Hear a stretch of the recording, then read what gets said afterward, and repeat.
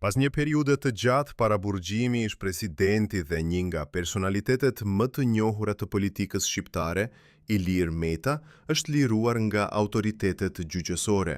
Lajmi u bë i ditur këtë javë pasi një seancë gjyqësore vendimtare vendosi që ai të lirohej për shkak të mungesës së provave të mjaftueshme që mund të justifikonin vazhdimin e paraburgjimit. Ky vendim ka shkaktuar reagjime të shumta dhe ka tërhequr vëmendjen e mediave dhe opinionit publik. Meta kishte kaluar një kohë të gjatë në paraburgjim, ndërkohë që ndaj tij ishin ngritur akuza që nuk u sqaruan plotësisht nga institucionet përkatëse.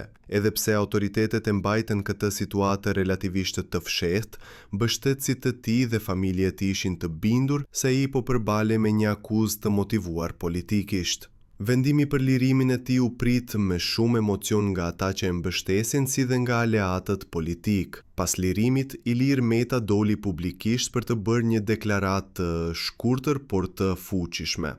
Jam i lirë, drejtësia ndonse vonon, nuk harron.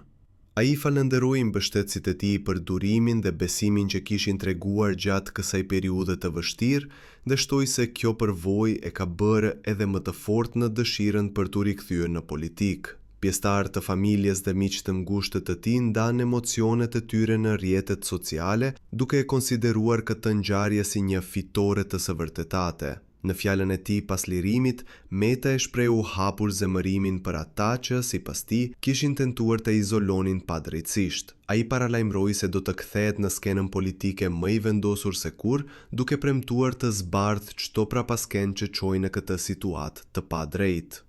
Hakmarrja ime do të jetë përmes transparencës dhe përballjes me të vërtetën, theksoi ai, duke lënë të kuptohet se do të ndjek një kurs të fortë dhe të drejtpërdrejtë në rikthimin e tij në jetën publike. Ky zhvillim mund të sjellë ndryshime të mëdha në dinamikën politike të vendit.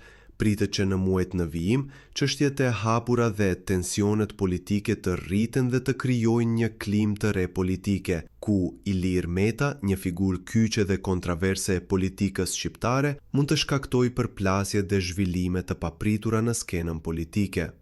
Po ju, çfarë mendoni për këtë situatë? Komentoni mendimin tuaj dhe mos harroni të bëni like dhe subscribe.